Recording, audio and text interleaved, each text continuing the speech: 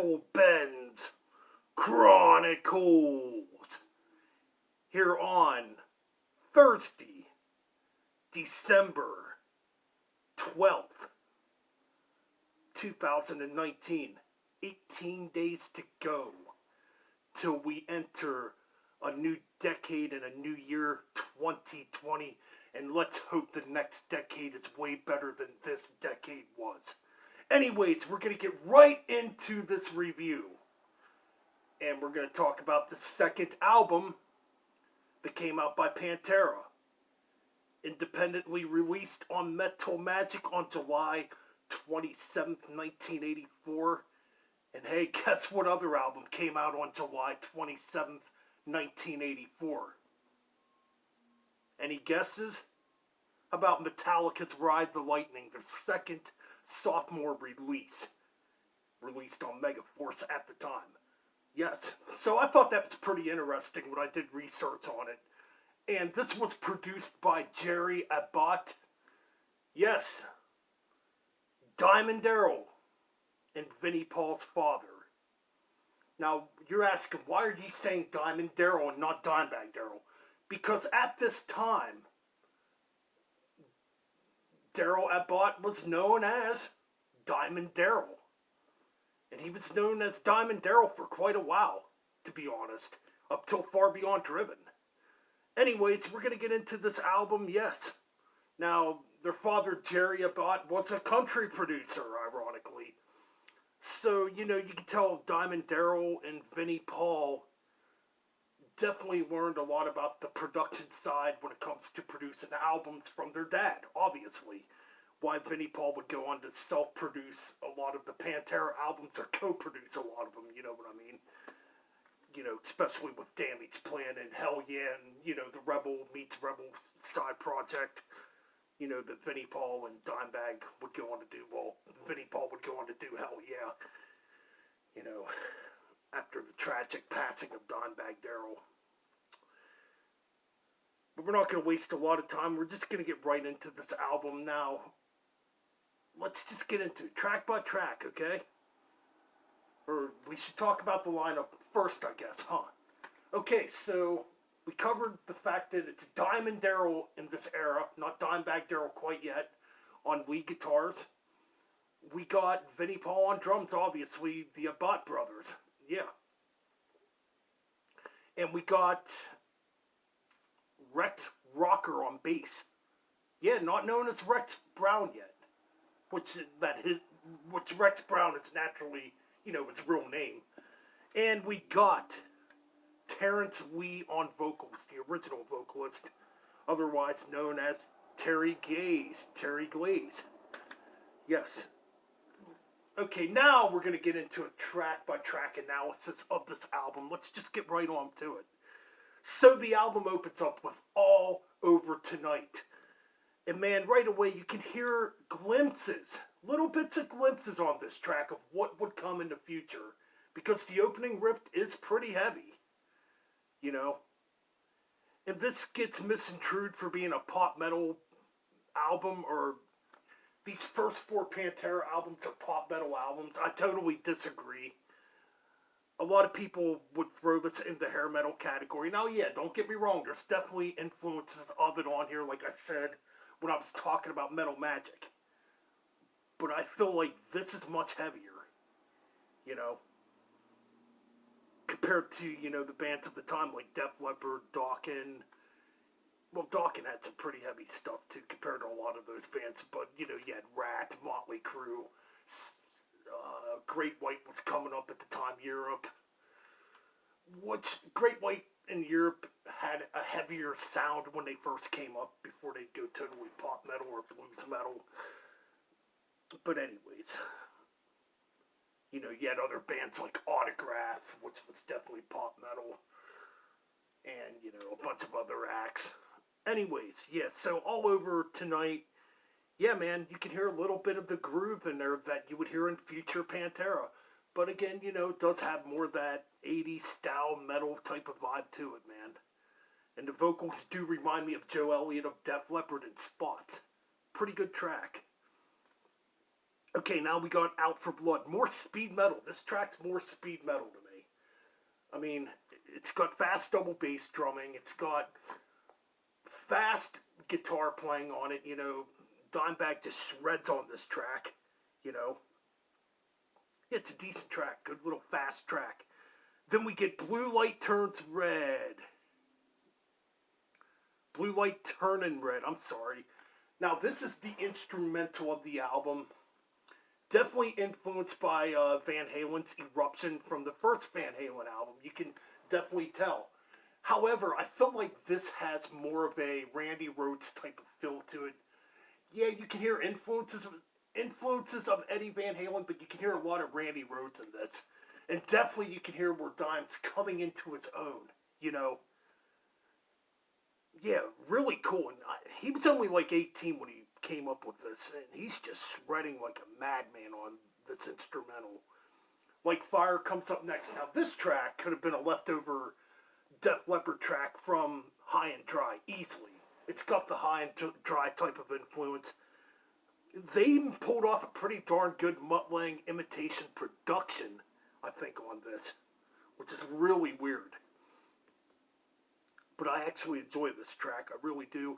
And by the way, I did a video Sunday night for this, and I took it down because the audio was so bad, and I was going to use Like Fire for it, and I decided to use another track now for, this review. Anyways, In Over My Head is next. Again, this sounds like a track that could have been off of High and Dry by Def Leppard. It really does. I mean, it's kind of weird hearing the cheesy little keyboard intro to this, as opposed to what you would hear in Pantera's 90s material, where they would go much more heavier and aggressive, so that's kind of weird. But yeah, it's an alright tune, man. Not bad. Okay, now we are at the self-titled track, and this is the track we're actually going to take a look at right now. So let's just listen to it. To me, it's the heaviest track on the album. You could definitely hear a predecessor of what would come later on. Let's check out Projects in the Jungle.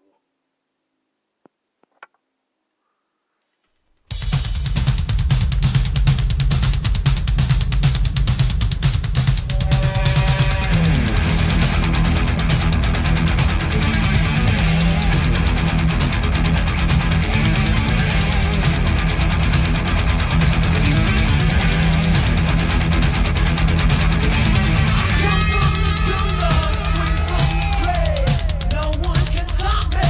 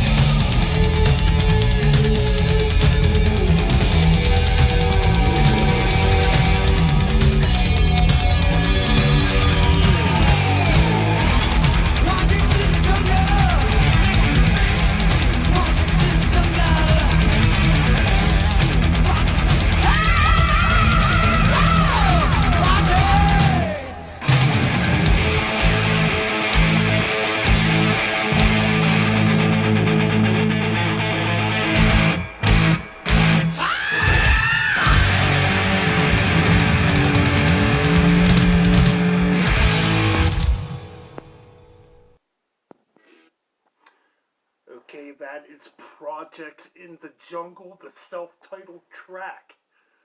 Okay. See, this is where a lot of people misconstrue Pantera as being glam metal. That right there is much heavier. The only thing that really sounded glammy about it was the vocals by Terrence Lee. I think the vocals definitely don't really fit for a heavier style. Or I definitely don't think his vocals fit for a heavier style. But as you can see, that right there is definitely a predecessor of what you would hear in the future by Pantera. No, it's not quite all out like Cowboys from Hell or Vulgar Display of Power, obviously. I mean, this is the 80s, too, you gotta remember. Tremendous soloing by Dimebag Darrell here. Man, you can really hear the Randy Rhoads influence on this track. Dime was just something else. You can hear Dime just kind of doing his own thing, too, here. You know, Dimebag Darrell, Diamond Darrell, man, he's just shredding away on this track. And on this album, man, just great stuff, yeah. Great double bass drumming by Vinnie Paul, man. I mean, what more could be said? And there's pretty much double bass drumming throughout the whole thing. So yeah, definitely much heavier than, you know, the glam metal type of shit that people claim earlier Pantera to be. Which, yeah, there are those influences, but like I said, right there's proof that they did it heavier. You know. Anyways, let's move on. Heavy Metal Rules is next. Not much to say about this track. Besides, it's a metal anthem, obviously. Heavy Metal Rules. Because heavy metal does fucking rule. Get it right, bitches. No, great track, though. Cool track. I like Heavy Metal Rules. I think it's a tremendous track. And so up next, we got Only a Heartbeat Away. Now, this track's pretty interesting due to the fact that it does sound like it could have been on Def Leppard's Pyromania. I mean, you can definitely hear Die Hard the Hunter in the intro to this track. It definitely has that vibe to it.